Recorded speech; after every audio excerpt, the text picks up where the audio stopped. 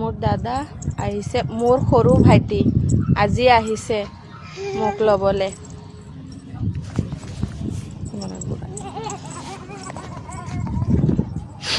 মোৰ দাদা আহিছে, মোৰে সৰু ভাইটি, মোৰ ডাঙৰ দাদা নাই কাৰণে তাক মই দাদা মাতো। আজি আহিছে মোক ল'বলৈ।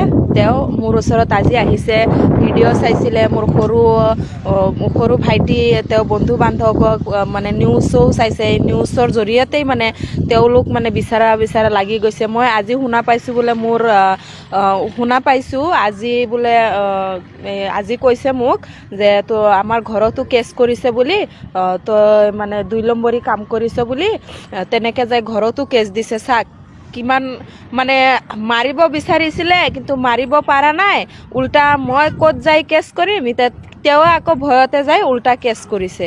চাওক আপোনালোকে দৰ্শক, আপোনালোকে চাই অলপ শিকি লওক যে মহিলাসকলক মাৰিলেকে কেনেকৈ ভাং কৰিব লাগে। চাওক কেনেকুৱা ভাং কৰিছে, মোৰ নিজৰে হাজবেণ্ড হয়, মোৰ লগতে কেনেকুৱা ভাং কৰিছে।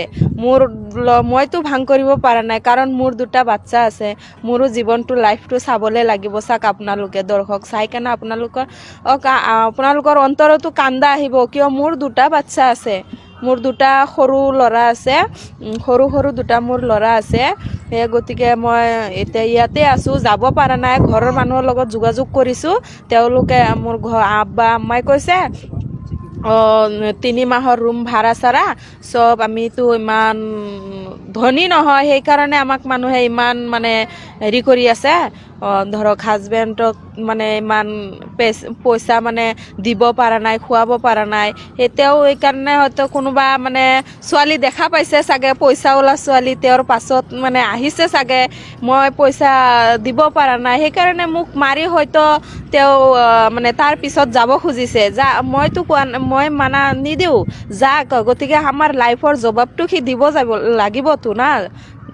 তেওঁ মানে মোৰ 2টা সৰু ল'ৰা আছে, মোৰ জীৱনটো, মইতো বুঢ়া হৈ যোৱা নাই, পইচা দিব নাপাৰিলে কি হ'ব, মোৰ জীৱনটোতো তেওঁ পাইছে না। গতিকে তেওঁতো মানে কি ক'ম আৰু, মোৰ মানে মানুহেতো ক'ব তেওঁ এনেকুৱা কিয় ভিডিঅ' কৰিছে বা কোনে হেৰিত উঠাই দিছে, সেইটো আচলতে নহয়। সঁচা কথা যেইটো হৈছে, ধৰক এই মানুহজনৰ জৰিয়তে বা এই মানুহজনৰ জৰিয়তে মই যোগাযোগ কৰি